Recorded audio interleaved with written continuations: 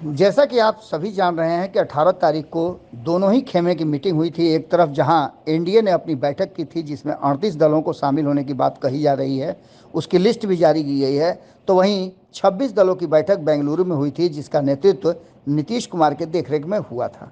आपको बता दें कि मीटिंग के भीतर क्या कुछ हुआ, छन छन के खबरें आने लगी है, लेकिन इन खबरों के साथ साथ बहुत सारी ऐसी बातें भी सामने आने लगी हैं।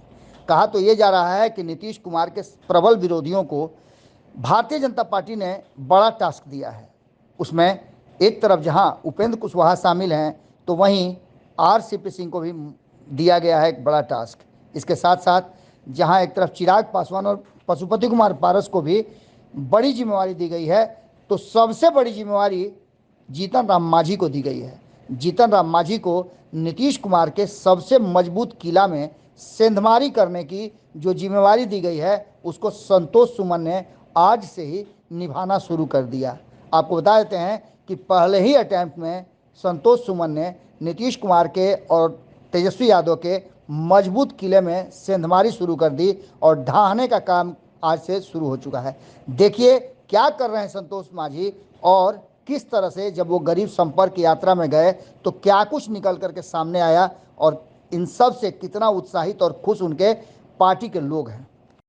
देखिए एनडीए क्या सोचेगा, कोई गठबंधन बने, थर्ड फ्रंट भी बनने वाला है, तो उसमें एनडीए और हम लोग को क्यों सोचना है? हम लोग को अपना काम करना है। हमको अपनी रणनीति कैसे हम आगे बढ़ाएंगे, कैसे हम जनता के बीच में जाकर कैसे हम अपना गठबंधन मजबूत करें, इसको विचार करें। अब इंडिया रख दें चाहे पाकिस्तान रखते हैं, उसको क्या लेना देना है? इसके नाम पर रख के कुछ सहानुभूति बटोरने का काम कर रहे हैं, या फिर एनडीए और इंडिया एक साथ मैच करता है।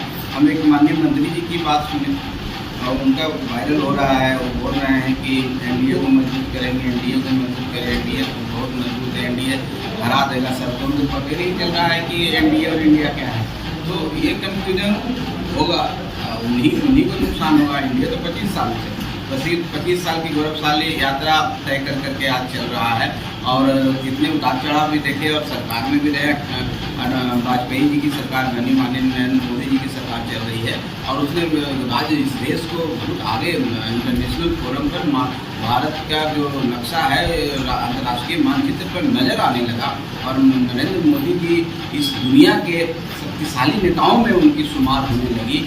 तो हम रक्षा के क्षेत्र में हो, कृषि के क्षेत्र में हो, वैज्ञानिक बात करें, चाहे विज्ञान की बात करें, किसी भी क्षेत्र में आप जाइएगा तो देश आगे बढ़ा है, ऐसी बात नहीं है। और एक ऐसा लीडर जिसको पूरी दुनिया जानता है, और ऐसा लीडर जिसको यहाँ के जनता जन जन तक उनको सपोर्ट करते हैं, तो उनके प्रति सब है। और एक और बात और हम कहना चाहते हैं, एक नेता है जो इस्टेब्लिश है, जिसका नाम नरेंद्र भाई मोदी जी है, और वो भारत के प्रधानमंत्री हैं और सशक्त प्रधानमंत्री है, और आने वाले समय में भी चुनाव में भी सबको अकेले हराने की टिकट देने के लिए थे।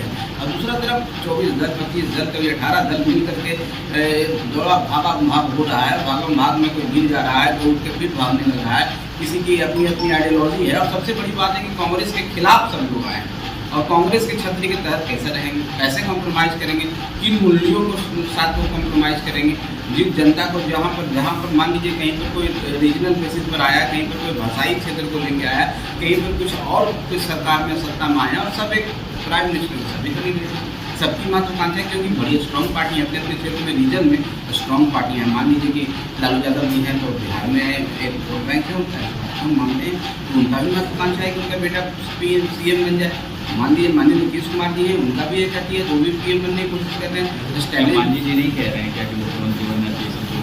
देखिए मांझी जी बोल रहे हैं, और ये भी कह रहे हैं कि सबसे ज़्यादा पढ़े लिखे हैं आप। अब देखिए मांझी जी बोल रहे हैं, मांझी जी पिता के तौर पर उनका उद्गार है कि बेटा मेरा हर पिता, हर गार्जियन चाहता है कि उनका बच्चा आगे बढ़े। लेकिन मैं जानता हूँ कि मुख्यमंत्री बनने के लिए चाहे कोई भी लोकतंत्र में जो व्यवस्था है हमारी, उसमें जनता मानी, जनता ये का अधिकार है। जनता जब आपके प्रति सोचेगी कि आपको बनना है, आपको आशीर्वाद देगी, निश्चित रूप से बनेंगे।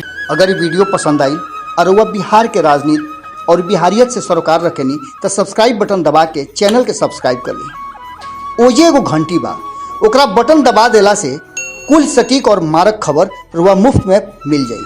अगर रुआ पत्रकारिता के हमनी के नया प्रयोग में सहयोग कर चाहतानी तो ज्वाइन बटन दबा दी। पेटीएम नंबर नोट कर ली।